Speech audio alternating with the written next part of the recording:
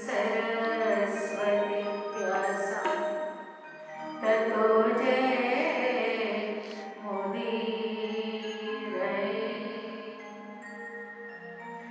नारायणं निराकारं नरवीरं नरोत्तमं नरसिंहं नागनाथं च तं वन्दे नरकान्तकम्। कलिचयनिवृतं वा कायजं कर्मजं वा श्रवणनेमिजं वा मानसं वा परादं विहितं विहितं वा सर्वमेतत्क्षमस्व। जय जय करुणामये श्रीमाते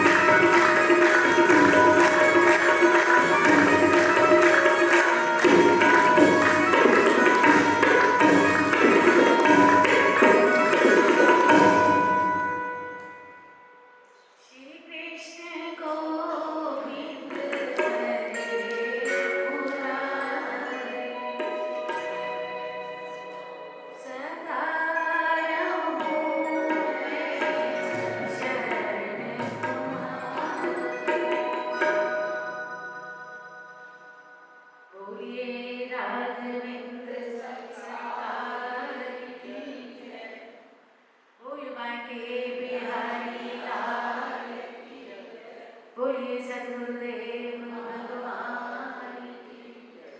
ओम नमः पार्वती पतये हर हर महादेव हर हर महादेव हर हर महादेव।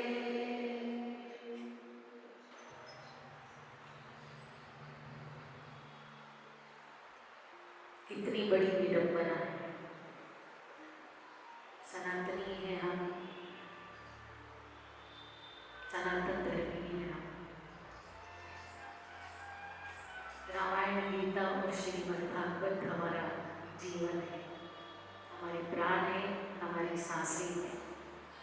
इनका आधार ना हो तो एक क्षण भी आप चल नहीं सकते, किंतु फिर भी बड़ा कष्ट होता है जब कभी रामायण की कोई चौपाई बोलते हैं और आपको बोलनी नहीं आती।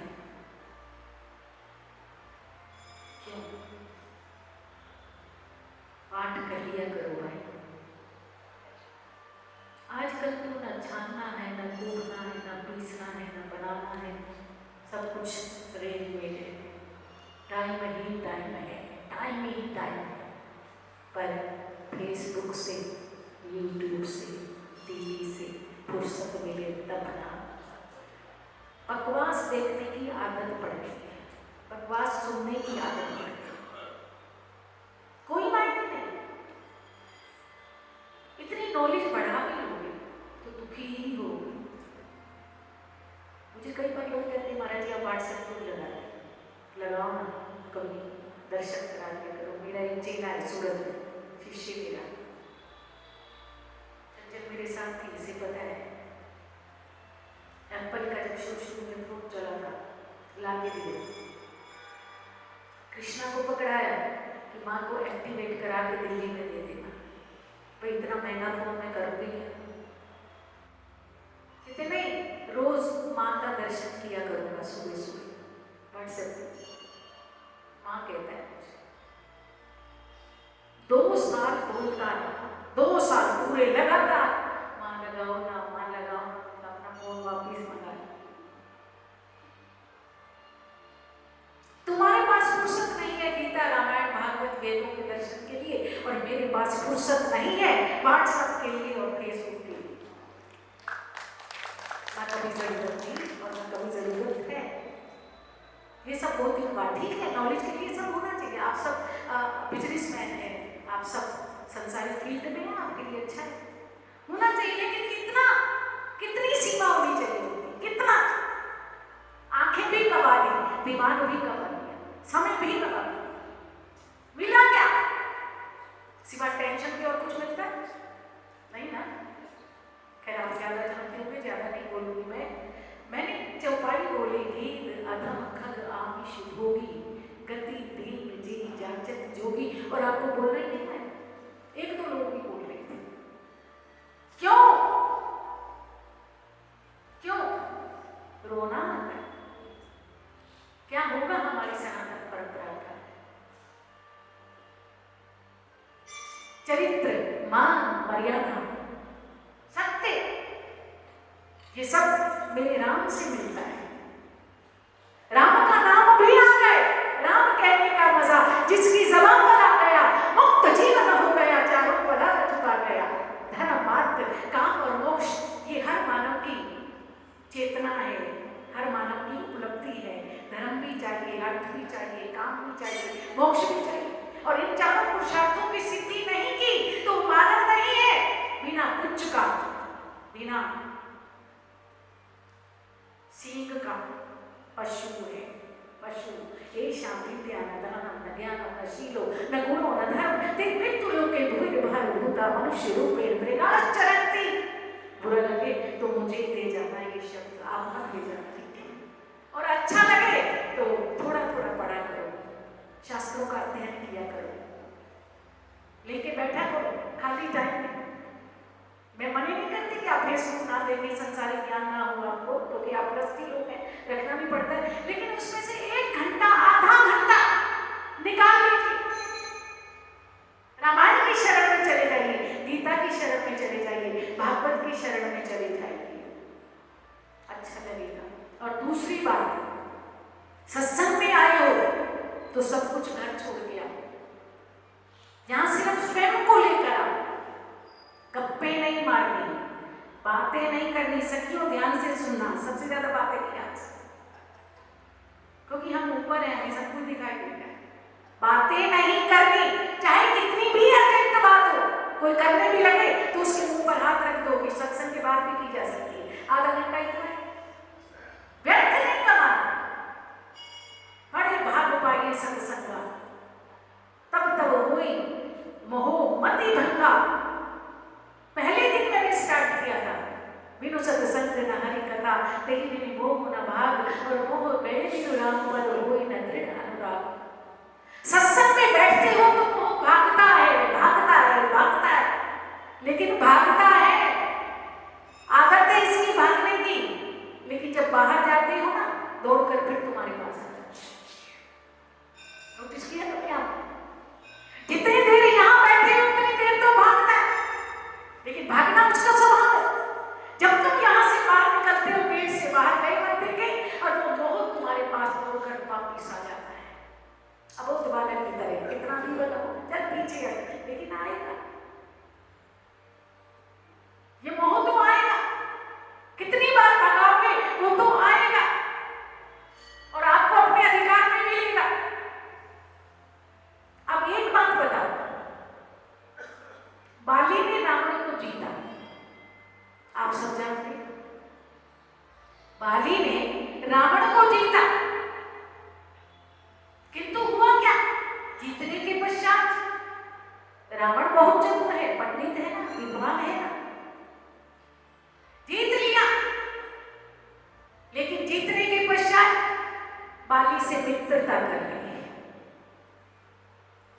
बाली से मित्रता कर ली, क्योंकि खतरा इसी से हो सकता है, इसी को मित्र बना।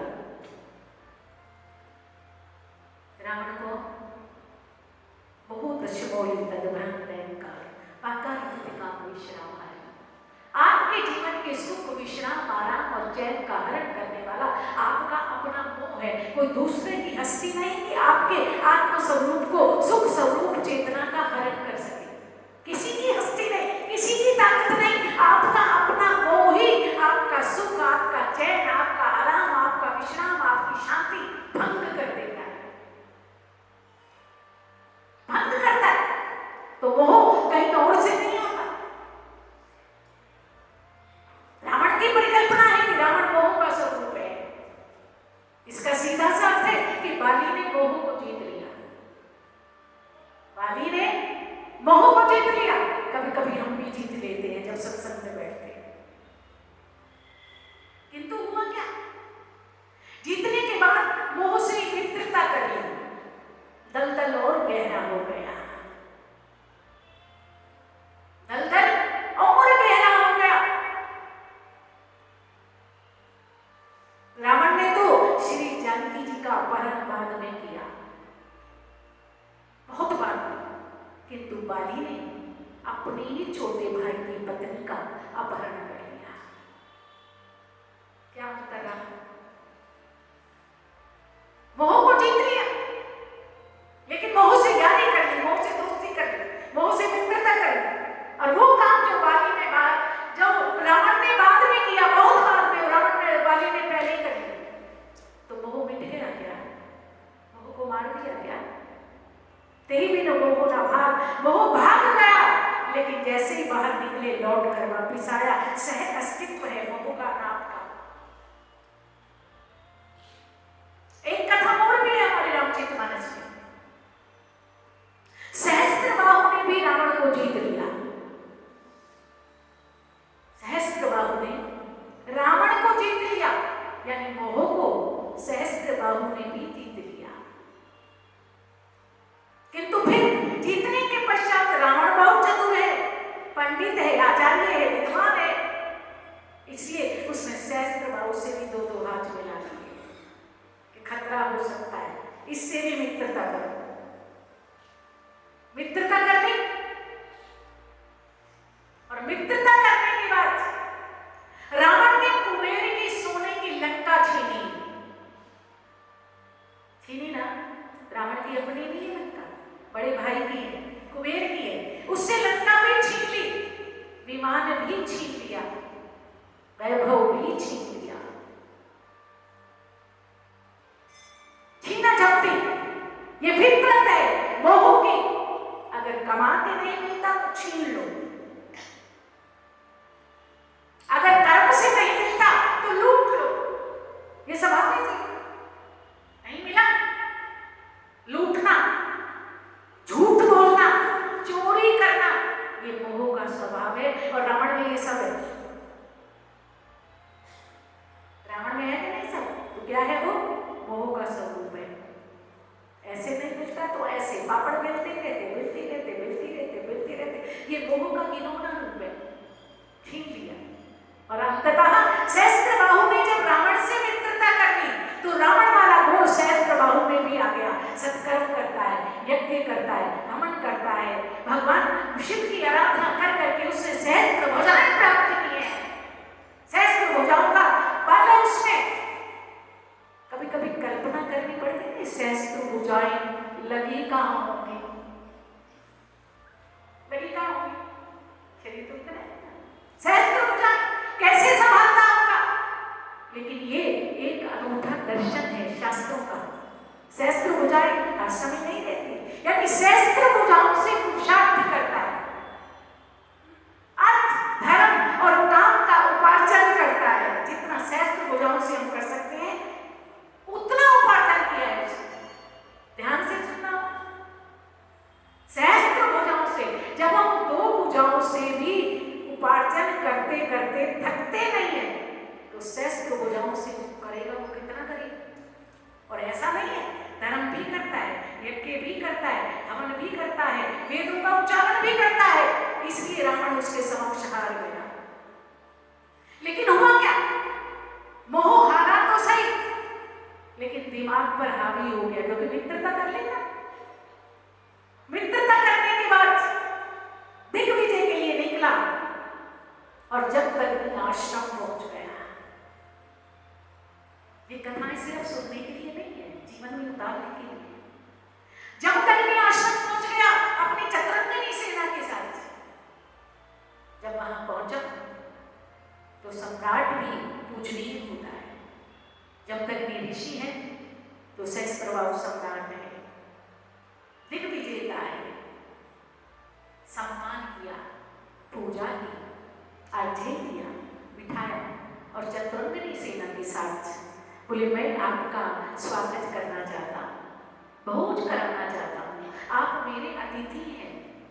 तब सहस्त्रबाहु ने जाकर देखा एक घास की कुटिया, एक तूंबा, एक पानी का कुचैला पटेला मटका, एक उसके ऊपर तूंबा। ये क्या स्वागत करेगा ऋषि? जब तक की तरफ देखा, चारों तरफ देखने लगा, बोले देवो भव, अतिथि देव का स्वरूप होता है, परमात्मा का स्वरूप होता है, इसलिए मैं आपका स्वागत करूंगा, मुझे करना। और तब जो स्वागत हुआ, जो स्वागत हुआ, ऐसा स्वागत तो मेरे राजसी भवन में भी नहीं है। चतुरंगनी सेना के साथ मेरा भव्य स्वागत, और वो ऐसा स्वागत कि मेरे राजमहल में भी नहीं है। किंतु इतना वैभव आया कहां से? इतनी सत्ता, इतनी संपत्ति, इतना वैभव, इतने भोजन, 36 पदार्थ, 56 भोग, ये आए कहां से? एक फूस की कुटिया में। और तब रहा नहीं गया, जब दग्नि से पूछा, ऋषि मुनि आपके पास इतना वैभव कहां से आता? ये आयोजन आपने कैसे किया? इतना स्वागत, इतना सत्कार तो आज तक मेरा पूरे विश्व में नहीं हुआ, मेरे अपने राजभवन में नहीं है ये सब 56 पदार्थ जो आपने मुझे प्रस्तुत किए। आखिर ये इतना वैभव आया कहां से? यहाँ तो तिनके की कुटिया के सवा मुझे कोई दिखते नहीं। और तब जब दग्नि ने बड़ी विनम्रता से बताया कि प्रभु कृपा से मेरे आश्रम में कामधेनु गाय है, और ये कामधेनु ही मेरा योगक्षेम वहन करती है। समर्पि निर्देशा। गीता का बड़ा सुंदर श्लोक है, जहां नहीं गीता की अनन्याश्चिन्तयन्तो मामे जना पर्युपासते तेषां नित्यं योगक्षेमाहम्। अनन्य चित्त से सतत निरंतर जो मेरा ही स्मरण करता है, जो मेरा ही यजन करता है, जो मेरा ही पूजन करता है, समझ के हो, एक भी शब्द चूकना नहीं चाहिए। ये जो उम्र है चौथेपन की है, अगर इसमें भी नहीं संभले तो फिर मत कहना कुछ कर ना सके। अनन्याश्चिन्तयन्तो मां ये जना पर्युपासते तेषां नित्यं युक्तानां योगक्षेमाहम्। अनन्य जिससे नित्य निरंतर जो मेरा जप करता है, मेरा स्मरण करता है, तेषां नित्यं युक्तानां जो नित्य मुझसे जुड़ा हुआ है, योगक्षेमाहम् उसका योगक्षेम मैं ग्रहण करता। योग का मतलब है जो तुम्हारे पास नहीं है वो मैं ला के देता हूँ, और जो तुम्हारे पास है उसकी रक्षा मैं करता हूँ। तो मेरा योगक्षेम जो बहन करते हैं, भगवान विष्णु की कृपा है, कामधेनु उन्होंने मुझे प्रदान की है, और ये सारा वैभव, ये सारी कृपा मेरी कामधेनु की है, कामधेनु की है। और तब सहस्त्रबाहु के जीवन में वो रावण का जो मित्रता वाला अंकुर था वो फूट पड़ा। मोह, इतना वैभव है, चक्रवर्ती सम्राट है, किंतु लोभ आ गया, गाय के प्रति मोह जागृत हुआ। बोली ऐसी गाय एक साधु को, भिखारी को क्या जरूरत, क्या आवश्यकता है ऋषि को, तुम्हें क्या जरूरत है, भिक्षा का जीवन है तुम्हारा, इतना वैभव तुम्हें क्या करना है, ये गाय तो मुझे दे दो क्योंकि मैं सम्राट हूं, मेरे भवन में ये अच्छी लगेगी। आ गया ना, मोह को जीत लिया। लेकिन वो जो मित्रता कर ली ना, यानी मोह भाग गया था थोड़ी देर के लिए, लेकिन जैसे ही सामने काम आया, क्रोध आया, वासना आई, वो मोह पुनः जागृत हो गए। बोले ये गाय मुझे दे दो। और जब तक ने बड़े सुंदर शब्द कहे, नहीं ना जब ये गाय आपको जब भी मिलेगी तो किसी त्यागी के यहाँ मिलेगी, सम्राट के यहाँ। इस पर अधिकार केवल त्यागी का है, वनवासी का है, तपस्वी का है। ये तपस्वियों को मिलती है, ये त्यागियों को मिलती है। इस पर तुम्हारा अधिकार।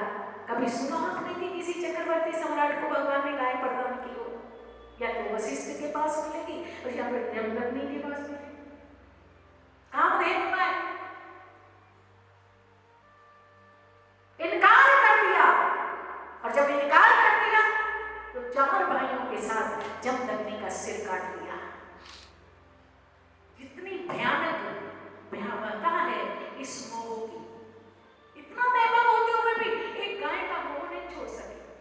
सहस्त्रबाहु की भुजाओं को कौन है वो? परशुराम जी।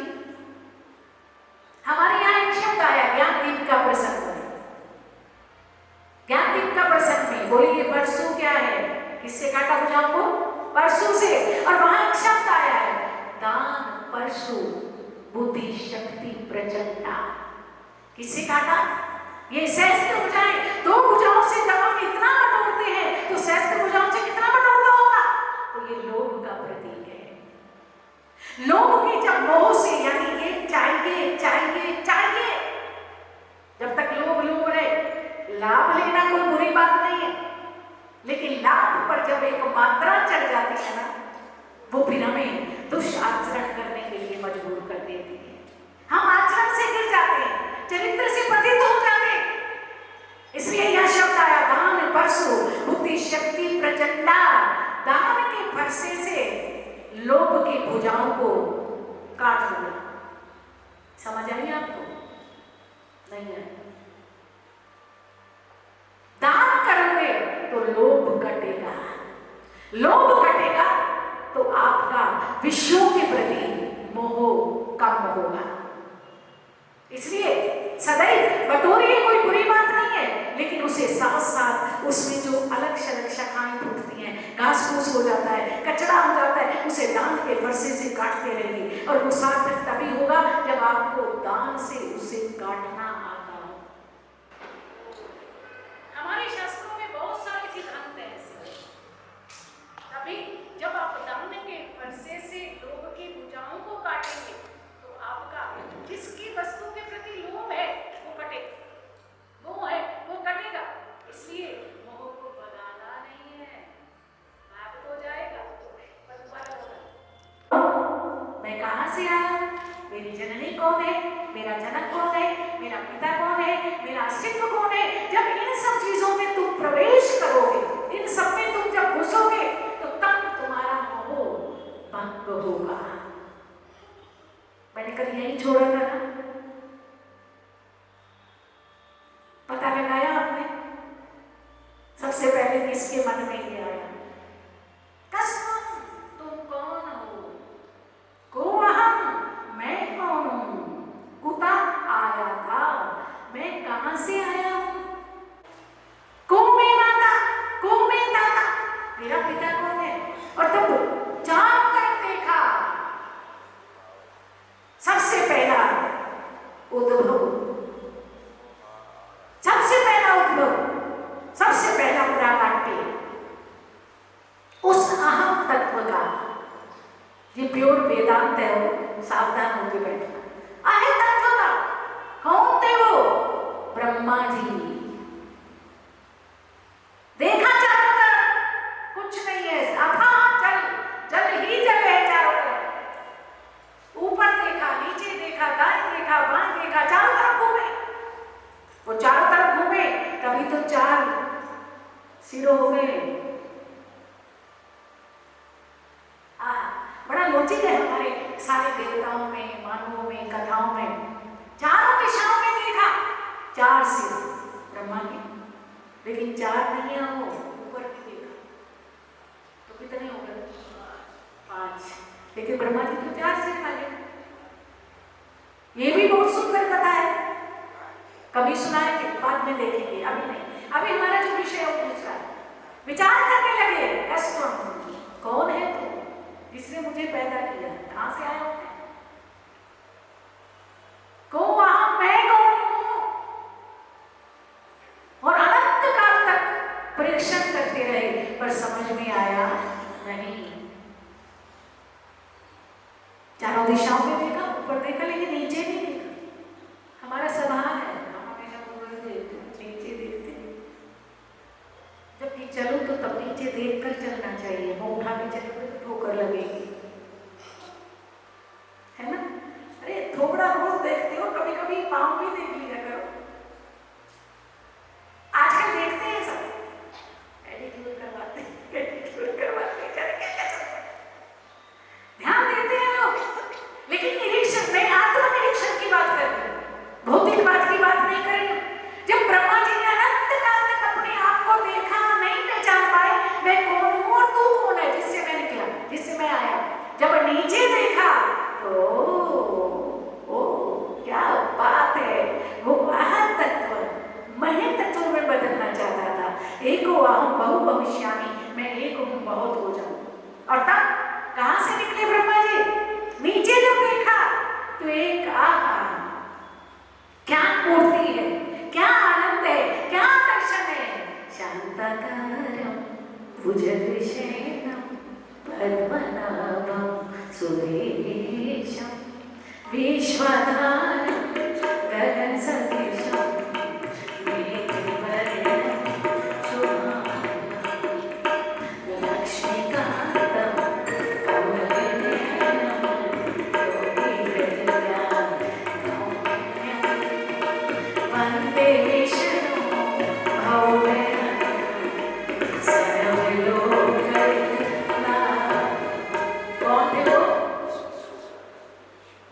भगवान विष्णु की नाभि कमल से कौन निकले हैं, ब्रह्मा जी।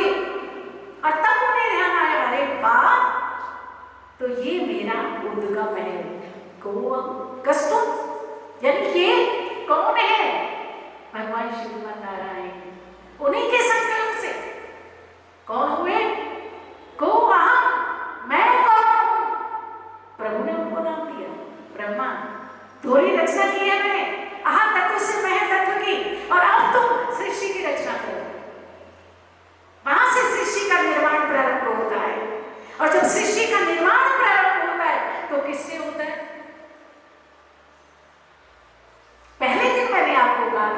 कि हमारा ये जो सत्र है 5 दिन का है और ये समूची सृष्टि 5 से ही व्याप्त है। तो सबसे पहले निर्माण किया महेतत्व तत्व से महेतत्व का और फिर निर्माण किया 5 तत्वों का।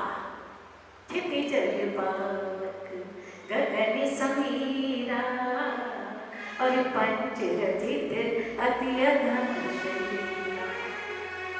वही जो पहले दिन हमने आपको बताया था कि क्षिति जल पावक गगन समीरा और पंच रचित अति अधम शरीरा, ये हमारे शरीर की जो संरचना हुई है वो 5 तत्वों से हुई है। पृथ्वी, जल, अग्नि, वायु और आकाश। और फिर आगे बढ़ता है, ये सब आगे बढ़ता है और फिर इन्हीं के 5 विषयों की रचना हुई। शब्द, स्पर्श, रूप, रस और गंध। इसके बिना शरीर चलता नहीं। शब्द चाहिए, रूप चाहिए, रस चाहिए, गंध चाहिए, स्पर्श चाहिए। ये नहीं होगा तो कैसा जीवन होगा? एक भी चला जाए, अगर एक भी वो अपने पास रख ले तो कैसे लगोगे? बताओ। एक आंख रख ले अपने पास, कान तो दे लेकिन आवाज ही ना दे, शब्द ही ना दे, तो क्या करोगे? शब्द, स्पर्श, रूप, रस और गंध, 5 विषयों का निर्माण किया जिससे सृष्टि चला ली। और तत्पश्चात आंख भी है, नाक भी है, कान भी है, सब कुछ है, तत्व भी है, सब है ना? किंतु प्राण नहीं है तो सब कुछ। तब 5 प्राणों की रचना है। कोई 5 से बाहर बात? प्राण, अपान, समान, व्यान, उदान, 5 प्राणों की रचना। 5 प्राण, इनके बिना जीवन चलता नहीं। तो ये सारी जो सृष्टि है, समूची जो सृष्टि है, उसके बाद 5 इंद्रियों की निर्माण हुआ, फिर 5 विषयों का निर्माण हुआ, फिर 5 प्राणों का निर्माण हुआ और साथ साथ इनके सबके जो कर्म थे उनको निहित किया गया। और उसके बाद इनमें से मैं कौन हूं पहचानो? इनमें से मैं कौन हूं? को वहां मैं आकाश हूं या पृथ्वी हूं या जल हूं या वायु हूं या अग्नि हूं? कौन हूं मैं आंख हूं। मैं पूछा आप कौन है? बोले मैं। ये तो आंख है। बोले मैं, बोले तो मुंह है। मैं, बोले मैं तो पूछा हूं। 5 फिर कर्म इंद्रियों की रचना हुई। 5 कर्म इंद्रियां और 5 ज्ञान इंद्रियां। ज्ञान इंद्रियां शब्द, स्पर्श, रूप और रस और गंध, ये ज्ञान इंद्रियों के विषय है। 5 ज्ञान इंद्रियां हैं और 5 ही हमारी कर्म इंद्रियां हैं। कौन सी हैं? जिनसे आप कर्म करते हो। हाथ है, पाँव है, रसना है, बुधा है, उपस है, ये सब हमारी कर्म इंद्रियां हैं। और इनके अलग अलग देवता है, अलग अलग विषय हैं। इन सब में से आप कौन है?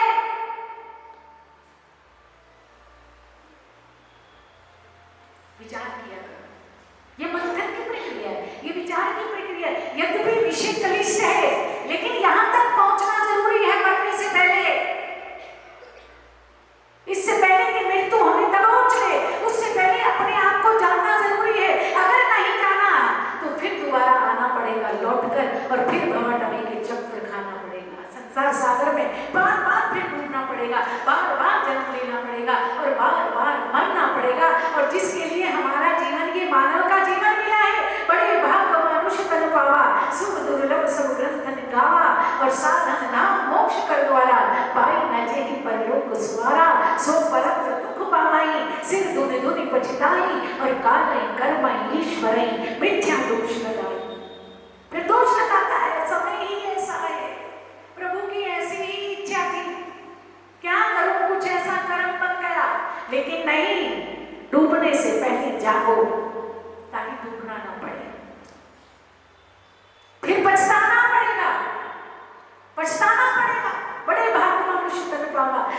दुर्लभ सदग्रंथ गावा, देवता तक भी याचना करते हैं इस शरीर की, और हमें मिल गया है उसकी कृपा से, फिर भी हम इसे सार्थक नहीं कर पा रहे हैं। अगर इंसान सच्चे अर्थ में इंसान हो जाए तो फिर पहचान कर खुद की वो खुद भगवान हो जाए। खुदा खुद ही तो है, अगर पहचान ले खुद को, अगर खुद को बुला डाले तो ये शैतान हो जाए। गुनाही गर्द से रक्षा गया ये आत्मा ही ना, अगर इसको ये धो डाले तो पैदा नूर हो जाए। पर इसके तक कदम छूते हैं आगे ऐसे इंसान के जो अपनी आत्मा आनंद में मसरूर हो जाए। खुदा खुद ही तो है, अगर पहचान ले खुद को बुला डाले तो ये शैतान हो जाए। शैतान हो जाए, जिसने खुद को भुला दिया वो शैतान हो गया। शैतान में राक्षस हो गया। कौन होता है राक्षस? राक्षस हो गया। कंस कौन था? नहीं तो कौन कह रहा था? कहां लिखा है कंस राक्षस था? बिल्कुल नहीं। सुखम शेरती इति कंसा, जो सुख को छीन ले उसका नाम कंस है। और सुख को कौन छीनता है? इसलिए हम कहते हैं राक्षस था हमारी भाषा में। लेकिन वो राक्षस नहीं था, माता देवकी का सगा भाई था। आगे में देवकी माता का भाई था। भगवान कृष्ण का कौन था? मामू। और मामू से सबसे ज्यादा प्यार होता है बालक का, होता है कि नहीं? लेकिन पटक मारा 11 साल में। कितना प्यार था? प्यार जताने का ये कोई तरीका है क्या? पहली बार मिले और पछाड़ दिया। क्यों? क्योंकि वो मामा है, देवकी का भाई है। लेकिन फिर भी हमने कहा कि राक्षस, ये जो राक्षस शब्द है ना, बड़ा सुंदर शब्द है, मुझे बड़ा अच्छा लगता है।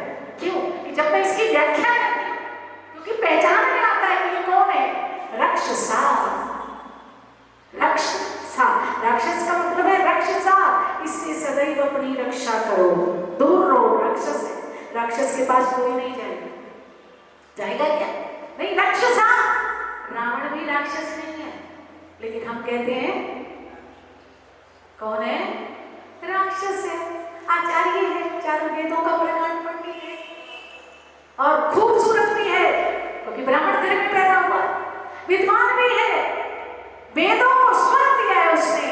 ब्रह्मा और शंकर रोज उसके घर आते हैं पूजा कराने। जबरदस्त सिद्धियों का स्वामी है, लेकिन फिर भी हमारे शास्त्रों ने उसे क्या कहा? राक्षस, यानी राक्षसा।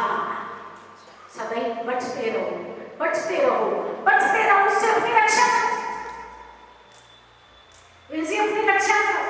तो इनसे बचना है, और जब इनसे बचोगे तो तभी तुम अपने मूल को, अपने सत्व को, अपने स्वरूप को, क्योंकि रावण भी तुम्हारे अंदर बैठा है, कंस भी तुम्हारे अंदर बैठा है, दुर्योधन भी तुम्हारे अंदर बैठा है, जलंधर भी तुम्हारे अंदर बैठा है। ये जितने शैतान है ना, अगर खुद को बुला डाले तो ये शैतान हो जाए। ये जितने शैतान है तुम्हारे अंदर बैठे हैं, और ये तभी बाहर निकलेंगे जब तुम अपने आप को जान लोगे कि को अहम, हु एम आई, कौन हूं मैं।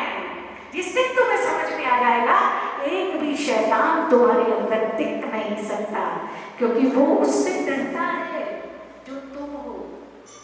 इससे नहीं डरता जो ढांचा लेके बैठे हो। ना इंद्रियों से डरता है, ना प्राणों से डरता है, ना आपके तत्वों से डरता है। वो तो उससे डरता है जो ये चोला पहन के बैठा हुआ है। कौन है वो? उसकी चर्चा हम कल के प्रसंग में करेंगे। कल से ध्यान रखना सखियों, बातें नहीं करनी है। और कल तुम्हें दोनों को मैं दूर दूर बिठाऊंगी, बोला फिर बातें नहीं होंगी।